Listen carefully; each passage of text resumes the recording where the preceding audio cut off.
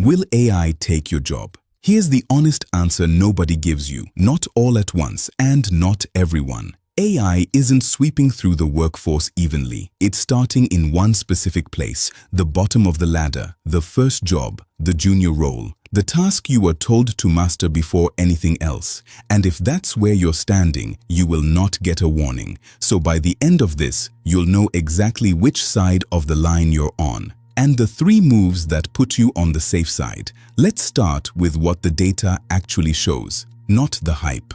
A Stanford study tracked real payroll records across millions of workers. What they found is brutal in its precision. Workers aged 22 to 25 saw a 16% drop in employment in the jobs most exposed to AI. Not might, already happened. Junior software developers down almost 20%. Entry-level customer service, same collapse. Now here's the part that should stop you cold. Older workers doing the exact same jobs didn't drop at all. They grew 6 to 9%. So this was never AI versus humans. It was AI versus the beginner. The people getting cut first aren't the veterans with judgment. They're the ones whose entire job was the task a machine just learned to do. Here's what almost everyone gets wrong, and it changes everything.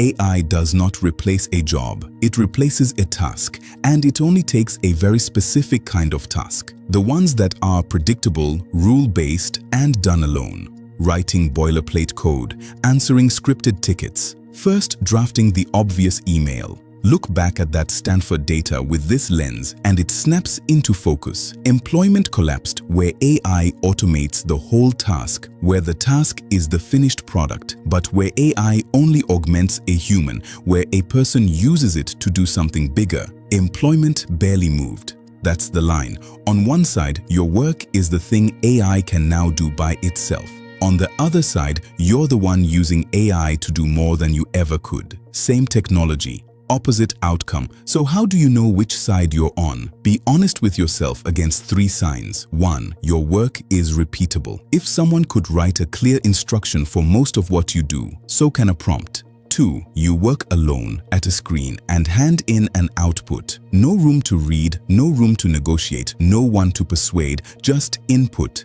task, deliver. 3. Nobody needs you to decide. You execute what's already been decided. If all 3 are true, your role isn't safe. It's a template. But if your work is full of ambiguity, other people and judgment calls you get held responsible for, keep watching because that's exactly where the safe ground is. Because in that same study, some young workers grew.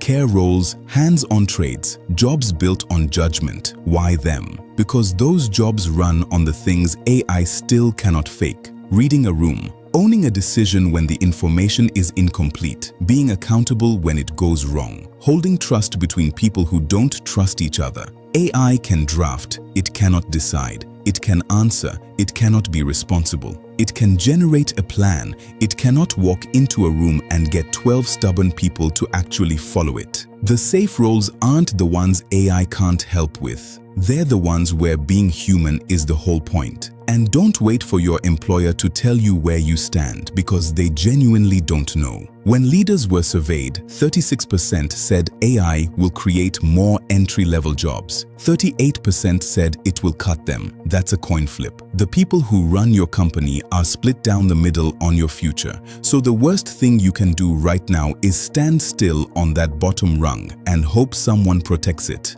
Nobody is coming to protect it. So here's how you survive. 3 moves. First, stop competing with AI on speed. You will lose every time, forever. Speed is the one game it always wins. Second, move up the value chain. Stop owning the task, start owning the outcome. Be the person who decides what good even looks like and takes the heat when it isn't. Third, use AI out loud because the person who gets cut is whoever's task simply is the AI. The person who gets promoted is whoever uses AI to quietly do the work of 3. Same tool. One of them disappears. The other one runs the team. The ladder didn't get harder to climb. Someone removed the bottom rung. Your only job now is to make sure you're standing higher than it. If you lead a team trying to figure out where AI actually fits, that's exactly what we do at The Delivery Leader.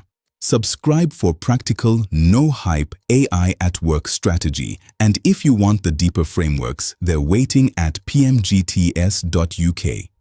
Don't wait to be told which side of the line you're on. Go and decide it.